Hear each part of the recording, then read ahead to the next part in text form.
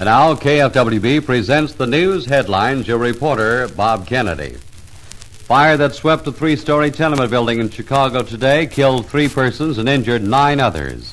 Some residents leaped from windows of the lower floors. Firemen said the blaze started in a stairwell between the second and third floors of the building. The government says the cost of living dropped slightly last month. The level at the end of December was 0.5% below that at the end of 1953. It also was down 0.3% from last November's level. Overseas, French Premier Mendes France has issued a challenge to his political enemies for a showdown debate on North Africa, and the debate may decide whether or not he stays in office. The Costa Rican government says its forces have recaptured the town of La Cruz and Puerto Soleil. The announcement came after 2 government planes raided La Cruz for the second straight day. From Boston, the 4-day-old riot at Massachusetts State Prison has ended. All 11 hostages have been freed unharmed. Well, American military men advising nationalist forces are reported to have been removed from Tachin Island.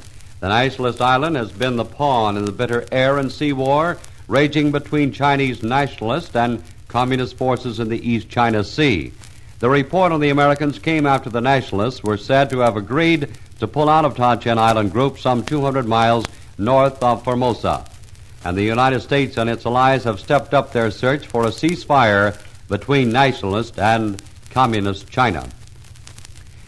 And now news from here in the West.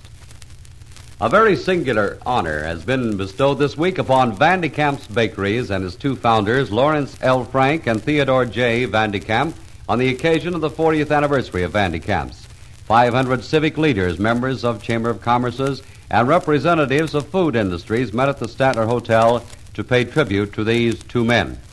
Highlight of the testimonial gathering was the presentation by Mrs. Lewis Allen Weiss, president of the Women's Division of the Los Angeles Chamber of Commerce, of a very large bronze testimonial plaque to Mr. Frank and Mr. Van de Kamp, which read in part, I'd like to read it to you because I think it's put very well. It says, Lawrence Frank and Theodore Van de Kamp have demonstrated that a business organization dedicated to integrity in its practices and to the acceptance of its community responsibilities can earn the richest rewards. These 2 pioneer Southern California businessmen founded a company whose history became one of the most romantic and spectacular in the baking industry.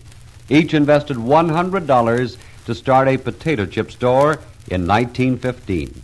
They still direct the enterprise they founded, but today there are 250 little stores in Southern California and Washington State, plus several large coffee shops.